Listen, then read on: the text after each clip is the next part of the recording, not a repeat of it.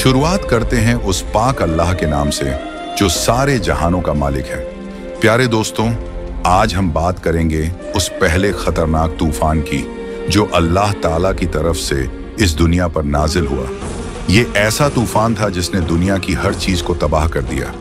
धरती पर कोई भी चीज ऐसी नहीं थी जो इस तूफान की तबाही से बच सकी हो। अल्लाह के इस अजाब के बाद इस जमीन पर न कोई इंसान बचा, न कोई जानवर, न कोई पेड़ पौधा। पूरी दुनिया को अल्लाह ताला ने इस अजाब के जरिए खत्म कर दिया। इस तूफान से केवल वही लोग और मखलूकात बच सके जो हजरत नूह अलैहिस्सलाम की किश्ती में सवार थे।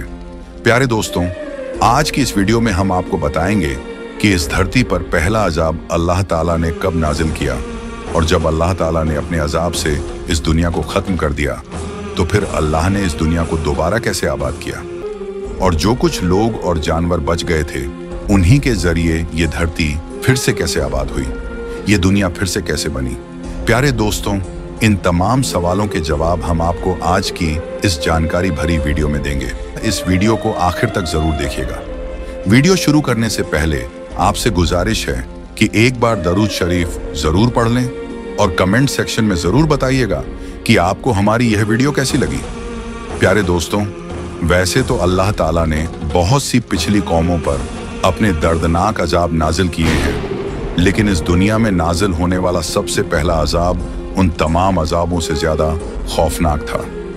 इस अजाब की हौलनाकी का अंदाजा आप इस बात से लगा सकते हैं कि जब अल्लाह ने दुनिया का पहला अजाब भेजा तो पूरी दुनिया को ही खत्म कर दिया।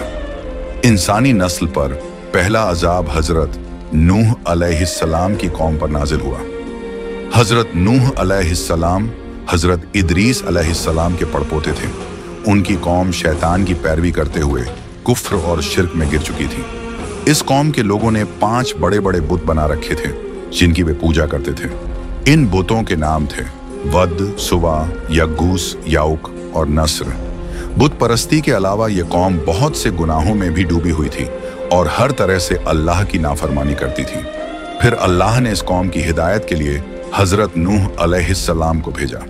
हजरत नूह अलैहिस्सलाम अल्लाह के पहले ऐसे रसूल थे जिन्होंने काफिरों को नेकी की दावत दी और अल्लाह की वहदानियत की तरफ बुलाया। हजरत नूह अलैहिस्सलाम की कौम पहली वह कौम थी जिस पर दुनिया में अजाब नाजिल किया गया। उन्होंने 950 साल तक अपनी कौम को अल्लाह की तरफ बुलाया, उन्हें अल्लाह का पैगाम सुनाया, लेकिन इतने लंबे समय में सिर्फ 80 लोग ही ऐसे थे जो ईमान लाए और अल्लाह की वहदानियत को मानने लगे। बाकी पूरी कौम अपने कुफ्र, शिर्क और गुनाहों में डूबी रही। यहाँ तक कि इस कौम ने हजरत नूह अलैहिस्सलाम पर जुल्म करने शुरू कर दिए और उन्हें माज अल्लाह पागल तक कहने लगे। ये लोग इस कदर बुत परस्ती में डूब चुके थे कि जब भी कोई शख्स मरने लगता तो अपने बच्चों को यह वसीयत करके मरता कि तुम कभी हजरत नूह पर ईमान मत लाना। प्यारे दोस्तों, जब बहुत लंबे वक्त तक दावत देने के बावजूद ये कौम ईमान नहीं लाई और अल्लाह की वहदानियत का इनकार करती रही और उल्टा अजाब की मांग करने लगी, तो अल्लाह ताला ने हजरत नूह अलैहिस्सलाम की तरफ वही नाजिल की कि एक किश्ती तैयार करें, क्योंकि जल्द ही अल्लाह का अजाब इस कौम पर आने वाला है। फिर हजरत नूह अलैहिस्सलाम अल्लाह के हुक्म के मुताबिक किश्ती बनाने में लग गए।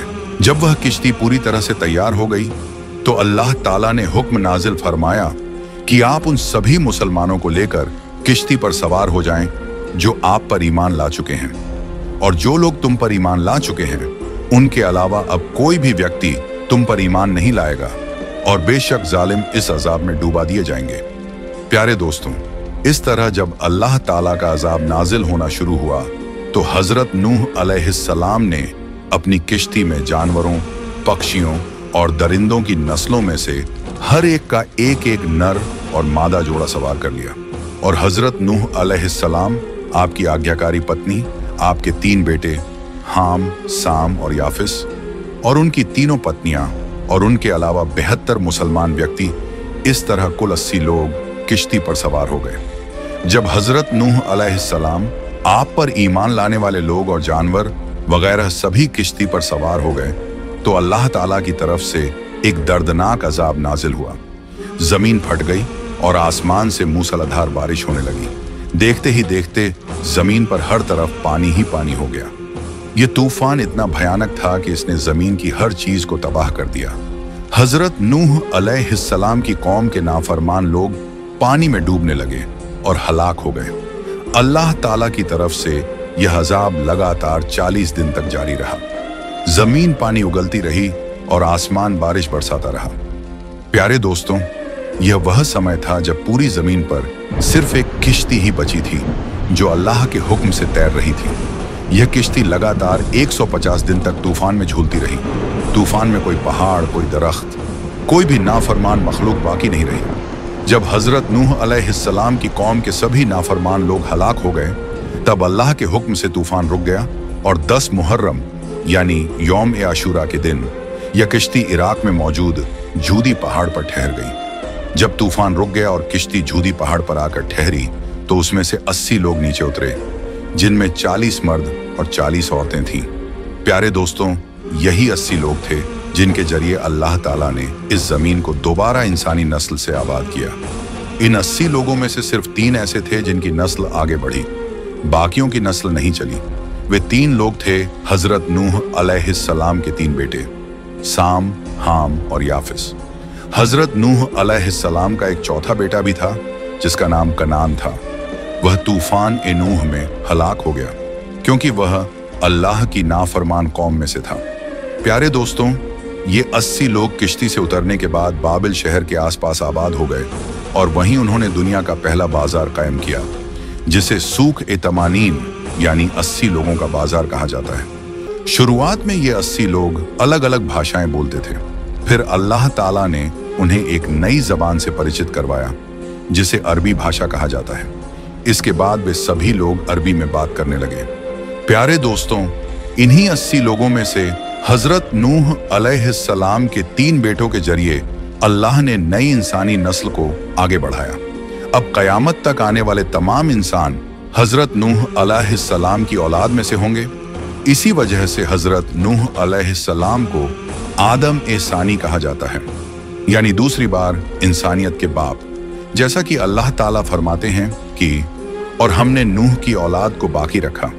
हजरत इब्ने अब्बास रजी अल्लाहु अन्हु से रिवायत है कि आप फरमाते हैं कि हजरत साम की औलाद गोरी और गेहुआ रंगत वाली पैदा हुई, हजरत हाम की औलाद काले रंग की और हजरत याफिस की औलाद सुर्ख रंगत की पैदा हुई। प्यारे दोस्तों, इस तरह ये 80 लोगों का काफिला बढ़ते बढ़ते लाखों में पहुंच गया और उन्होंने बाबिल को अपना ठिकाना बना लिया। जब वहां की जगह तंग पड़ने लगी तो यह लोग दूसरे इलाकों की तरफ हिजरत करने लगे। इस तरह हजरत नूह अलैहिस्सलाम की औलाद पूरी दुनिया में फैल गई।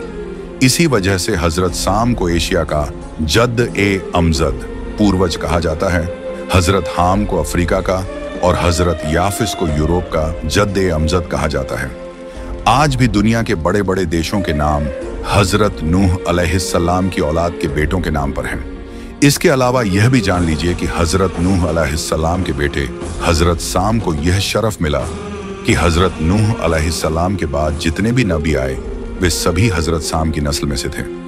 प्यारे दोस्तों, इस तरह अल्लाह ताला ने तूफान नूह के जरिए इस दुनिया को तबाह किया और फिर हजरत नूह अलैहिस्सलाम की औलाद के जरिए दोबारा आबाद किया और क़यामत तक आने वाली तमाम नस्लें हजरत नूह अलैहिस्सलाम की ही औलाद हैं।